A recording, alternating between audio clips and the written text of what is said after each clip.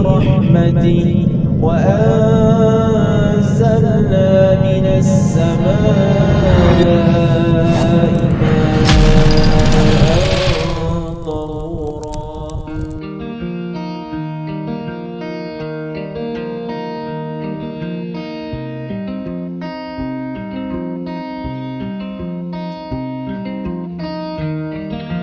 Menghadapi era globalisasi, diperlukan generasi beriman dan bertakwa kepada Allah Subhanahu wa taala sehingga mereka dapat menjadi khairu ummah atau umat yang terbaik dan dzurriyyatun thayyibah atau keturunan yang berkualitas. Mereka dapat memakmurkan dunia ini secara maksimal dalam naungan dan ridho Allah Subhanahu wa taala sehingga bisa mewujudkan baldatun thayyibatun wa rabbun ghafur, negeri yang makmur dan mendapat ampunan Allah Subhanahu wa taala. Guna mencapai maksud tersebut dengan dorongan rasa tanggung jawab, maka pesantren Al-Fatah Wonogiri ikut berpartisipasi dalam pembenahan dan peningkatan kualitas dengan sistem pendidikan salafiyah pesantren. Diharapkan para santri bisa melanjutkan belajar ke jenjang pendidikan yang lebih tinggi atau berwirausaha sesuai dengan minat dan bakat sehingga bisa meraih cita-cita luhur yang diinginkan. Pondok Pesantren Islam Al-Fatah Wonogiri beralamat di Pule Pokoh Kidul, Kecamatan Wonogiri, Kabupaten Wonogiri, Jawa Tengah, dan akses menuju lokasi ini hanya 7 km dari Terminal Wonogiri, serta berdampingan dengan tempat wisata Bendungan Gajah Mungkur.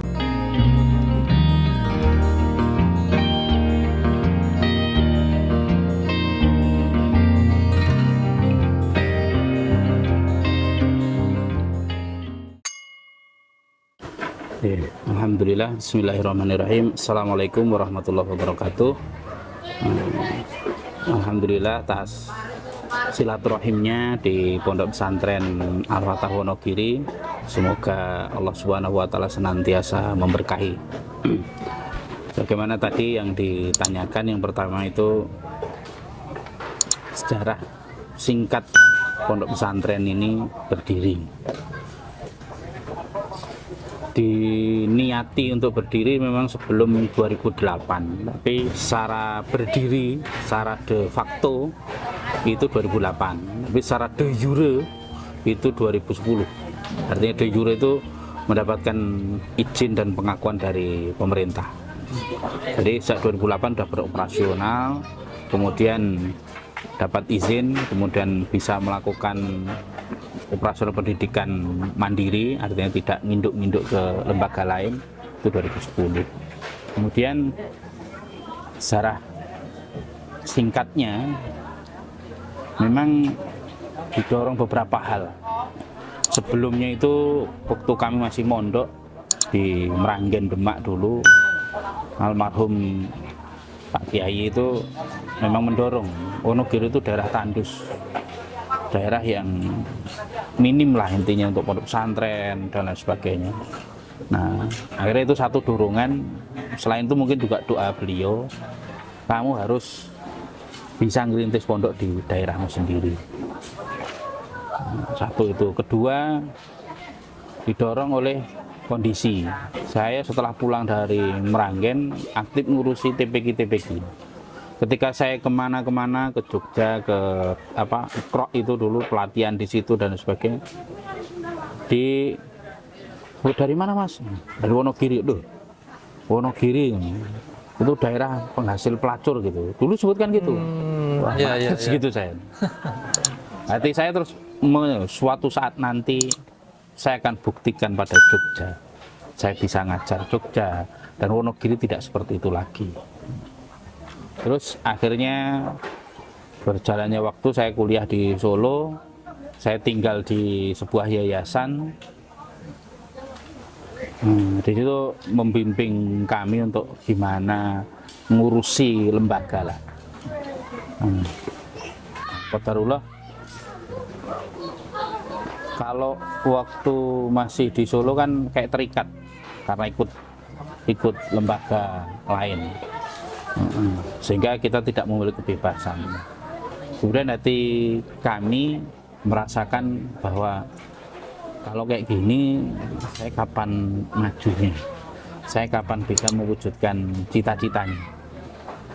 Padahal sebelumnya itu, sebelum kuliah itu, dulu kan saya nulis, sebelum ada training nulis cita-cita itu. Saya itu menulis cita-cita 5. Nah, salah satunya itu adalah mendirikan pondok pesantren. Ya kalau didengar orang kayak lucu gitu. Bukan keturunan kiai, bukan keturunan siapa, bukan anak siapa-siapa. Bismillah kita nekat lah. Nah, akhirnya yang tadi sepulang dari Solo kita pulang ke Wonogiri, dengan segala kekurangan, Bismillah kita mulai usaha dulu. Waktu itu pertama kita usaha lele, terus masih ngurusi TPQ. Nah, setelah lelenya bisa buat modal, baru kita ngerintis pondok dengan mengumpulkan anak-anak tetangga sini, malam tidur di masjid, terus pulang sekolah paginya. Nah, dari situlah lambat laun dikit demi sedikit pondok ini bisa dirintis.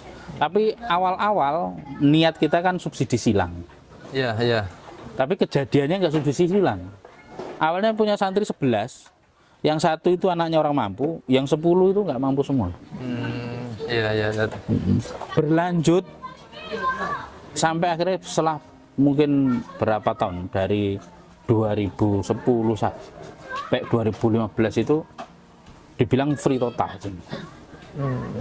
Dominasi. Kalau dulu mikir Wonogiri, Al-Fatah Wonogiri, mesti pikirnya anak jalanan. Mindset orang-orang itu anak jalanan. Tapi sekarang sudah berubah. Al-Fatah Wonogiri mesti mikirnya apa? Nahwu. Nah, jadi perjalanan itu akhirnya merubah yang tadinya istilahnya niatnya subsidi silang terus jadi free total. Kita kehidupannya dari amal usaha dan donatur. Kemudian mulai anak-anak menonjolkan kemampuannya khususnya di belajar kitab kuning. Barulah mulai tahun 2016 di sini mulai dilirik. Anak-anak masuk sini karena kelebihan di kitab kuning. Nah, dari situlah muncullah anak yang dari kalangan mampu dan tidak mampu, sehingga mulai bisa terjadi subsidi silang sesuai yang dicita-citakan di awal. Sebenarnya kalau visi misi ini itu nggak begitu muluk-muluk lah. Intinya anak itu keluar itu mandiri terus bisa dipakai gitu. Kalau disimpulkan mandiri bisa dipakai. Sederhana. Artinya mandiri ketika misalkan dia mau kuliah, mau di mana, mandiri dia sudah nggak begitu dikhawatirkan oleh orang tuanya, nggak begitu dikhawatirkan oleh ustadz-ustadznya. Udah istilahnya insya Allah di luar sana aman. Siap terjun di lapangan Ustadz ya. Karena bahaya di luar itu satu, dia itu nanti dengan kondisi bekal yang ada bisa mandiri enggak? Entah masalah nyuci, masalah makan, uang saku terbatas, sampai godaan HP. Kan yang paling berat yang tidak disadari kadang seringkali itu godaan HP. Ketika di rumah, di pondok masih ada pengawasan. Ketika di luar siapa yang ngawasi? Nah, itu artinya mandiri di situ. Kepake. Ya, misalkan entah pulang kampung atau kuliah atau melanjutkan atau kerja atau kemana, di situ setidaknya untuk urusan dakwah itu bisa dipakai. Entah tingkat masjid kecil, musola ataupun masyarakat yang lebih besar ataupun kampus atau selain, intinya ilmu yang sudah diajarkan guru-gurunya itu kepake gitu. Mungkin kalau yang tertulis nggak seperti itu, tapi kalau disimpulkan seperti itulah. Harapannya visi misinya udah kayak gitu. Sebenarnya kalau kita lihat kurikulum pondok itu kan ya yang tidak begitu kelihatan itu membangun kepribadian santri. Nah, dalam bangun kepribadian itu kan lah harus banyaknya kegiatan. Kalau cuma duduk di kelas saja, itu rata-rata kecerdasan cuma di otak saja. Dia bisa hafal, dia bisa membaca, dia bisa memahami. Tapi kalau untuk nanti dia kepribadiannya terbentuk, ya coba kalau anak-anak disuruh amal soleh kayak gini gimana? Istilahnya toat enggak lah. Iya. Nah itu kan berarti wujud ketaatannya. Terus misalkan anak-anak disuruh nggak sekedar cuma amal soleh kayak gini, nanti suruh marketing, suruh bantu-bantu, suruh apa, kayak bangunan-bangunan ini kan paling kita tukang ada 2, 1, nanti yang bantu anak-anak giliran. Nah itu kan dalam rangka yang bangun kemandirian tadi, bangun kepribadian tadi. Kalau secara nama sini kan izin itu PPS, Pondok Pesantren Salafiyah. Oh, Salafiyah ya. Nah, jadi metode yang digunakan pun juga rata-rata Salafiyah, cuman mengadopsi untuk belajarnya, mengadopsi beberapa yang modern. Misalkan kita belajar nahwu saja, ya kalau yang metode istilahnya yang Salafi kan ya kayak Sorogan, Badongan kayak gitu kan. Iya. Kitab-kitabnya ya Jurumiyah, Imriti, Alfiyah gitu kan. Iya. Tapi kita tidak meninggalkan ketika ada penemuan-penemuan metode baru. Ada misalkan kitab Al-Muyassar, ada Manhaji, ada Amsilati dan lain-lainnya tidak kita tinggalkan. Iya. Tapi termasuk juga kita nggak pakai seragam anak-anak belajar biasa itu ya cenderung kan arahnya ke Salafi. Gitu. Iya. Walaupun alasannya sebenarnya yang utama bukan itu. Alasannya mengurangi beban lemari. Iya. Dan nggak kebanyakan baju. Sini dari PAUD sampai kuliah atau SMA. Dari PAUD sampai SMA ya? Iya. Berarti dari MI, dari PAUD TK. TK-nya enggak? PAUD-nya PAUD Quran, terus ULA atau MI, WUSTO atau SMP, MTS atau SMP, kemudian ULIA, itu kan ULA, WUSTO, PAUD sama ULIA itu kan produknya Kemenak lah. Jadi ya sama seperti SMP, SMA itu ya produknya Diknas. 315 putra putri. Putra putri tadi ya. Ya alhamdulillah asli murni saya itu karakternya aslinya bisnis. Oh iya. Saya itu boleh bilang kalau orang-orang itu nyebut tersesat ke jalan yang benar. Karena dari kecil cita-cita saya itu adalah kalau melihat itu usaha yang bagus itu renten. Nah, cita-cita saya dulu renten. Prakteknya gimana? Santri diajak kemana?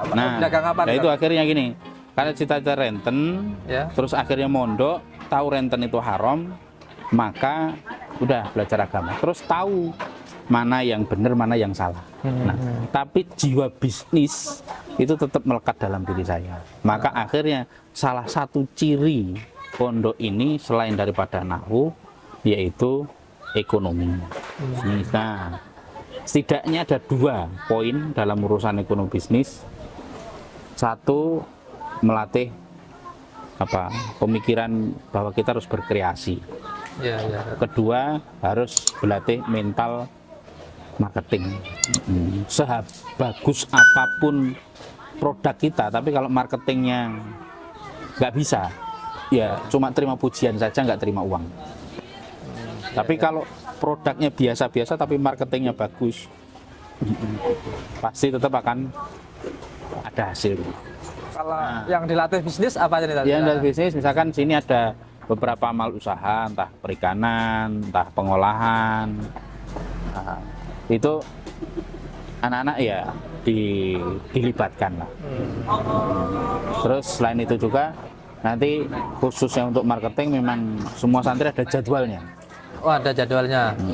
Ya kadang ada yang nilai, wah itu pelanggaran hak asasi anak gitu. Tidak boleh memperkerjakan. Kita bukan memperkerjakan, tapi melatih mental anak-anak. Wong anak-anak juga nggak dikasih untung, nggak ada apa. Semua hasil udah dimakan. Sama sekaligus ini untuk mewujudkan bahwa kita ini sufah. Menurut pemahaman kami, sufah itu yang dimakan 1 hasil keringat ahlus sufah sendiri. Iya. Karena kalau dalam sejarahnya sufah itu satu untuk kaum muhajirin itu kan miskin semua. Iya. Terus ansor mampu, Iya. sama delegasi. Iya. Delegasi tergantung siapa yang ngutus. Nah, yang ansor otomatis dia akan memberikan hartanya untuk sufah. Nah, berarti ini orang tua yang mampu. Kemudian yang muhajirin yang tidak mampu, dia hidup dari pemberian sodakoh yang lain, berarti dari donatur, sama biasanya ahli sufah ada yang ikut memecah batu, memanen kurma, hasilnya dimakan bersama oleh ahli sufah. Nah, hasil daripada marketing itu larinya ke dapur, biar dimakan anak-anak sendiri, terasa dengan keringat mereka sendiri. Kita TPQ itu ya anak-anak sekitar ada 15 masjid. Halakoh muslimah ibu-ibu itu ya sekitar ada 15-an. Sekarang masih berjalan terus nih, Tat? Selama pandemi istirahat. Oh. Biasanya kalau tidak pandemi, tapi ini infonya untuk muslimat sudah pekan besok itu sudah dimulai. Yang muslimat, kalau TPQ belum. Selain itu juga TPQ, benar-benar juga ada kajian bapak-bapak, Ya. juga ada daerah-daerah binaan. Berarti yang ngisi dia anak-anak santri. Iya, yang kelasnya TPQ, kajian muslimah itu santri. Tapi kalau misalkan yang bapak-bapak itu biasanya alumni, apa, takmili, pengabdi. Nah, terus yang agak jauh-jauh biasanya asatid. Iya. Jadi kalau di total ya 30-an lebih antara muslimah, asatid, anak-anak itu punya Pembinaan masjid-masjid tadi sekitar Wonogiri saja. yang jauh juga ada. Ada berapa masjid yang dibina oleh Ponpes Al-Fatah nih? Kalau termasuk sama yang jauh-jauh mungkin 30 ada. 30 masjid itu.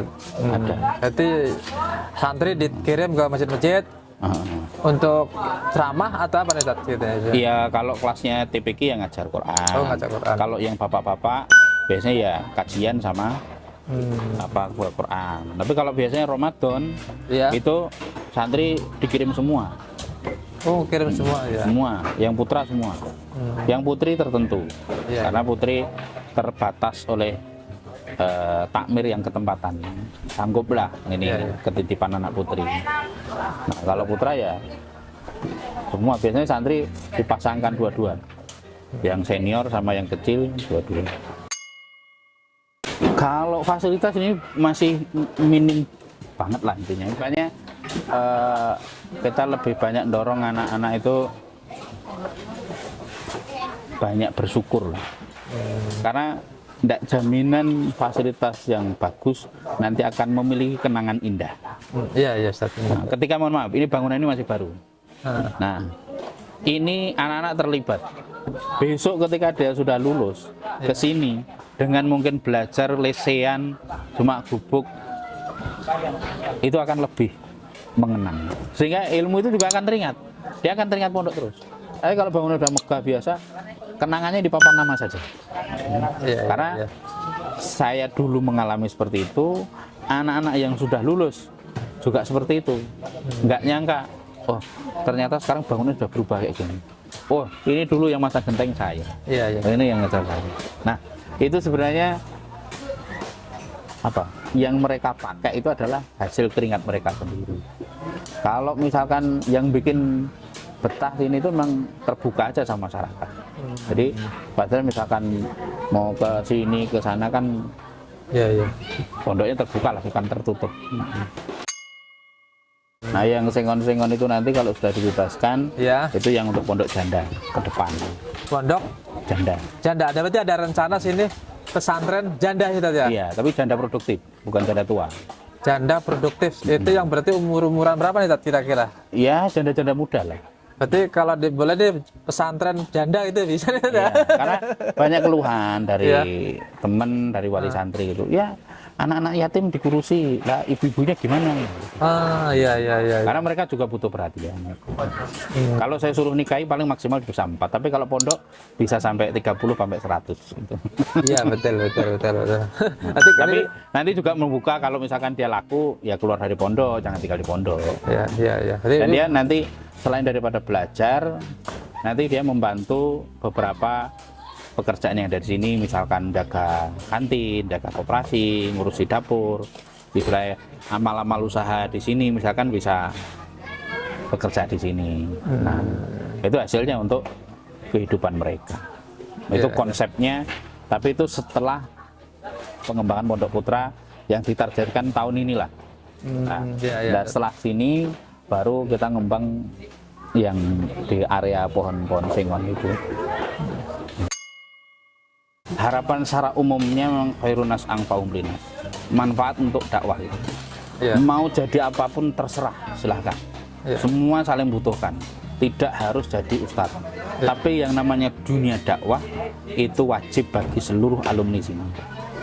Nah, jadi misalkan mau jadi pemborong, mau pengusaha, mau jadi istilahnya insinyur atau apa, silahkan. Tapi jangan tinggalkan dunia dakwah. Jadi manfaat untuk agama, manfaat untuk masyarakat secara umum. Siapa nama kamu, Dek? Lengkap. Fatah Kulsal Gozi. Anak siapa, Mas?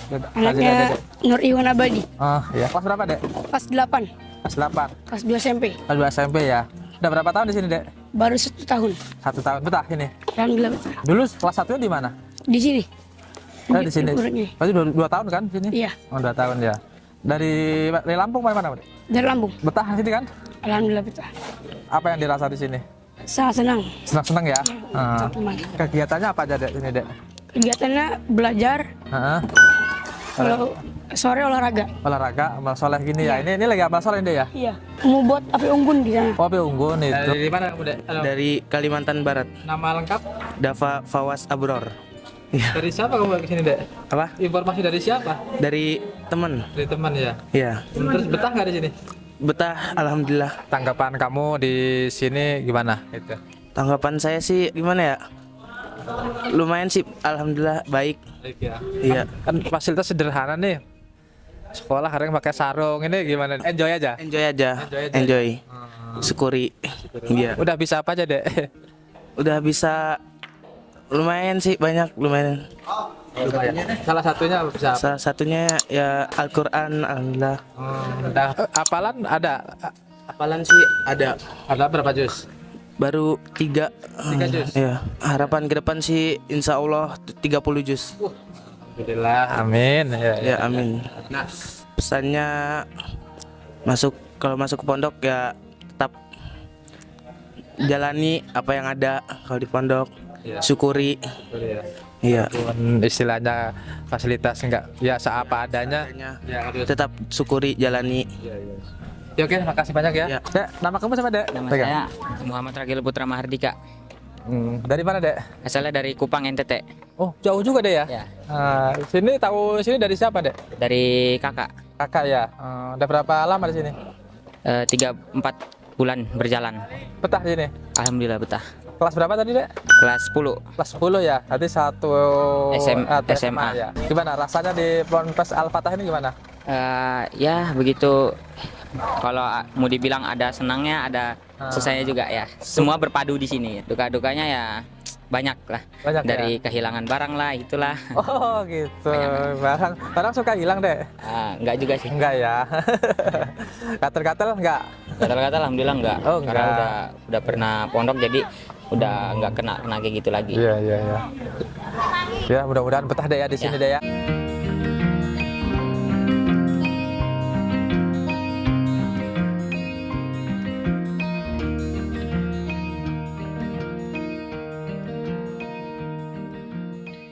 بين يدي رحمته وأنزلنا من السماء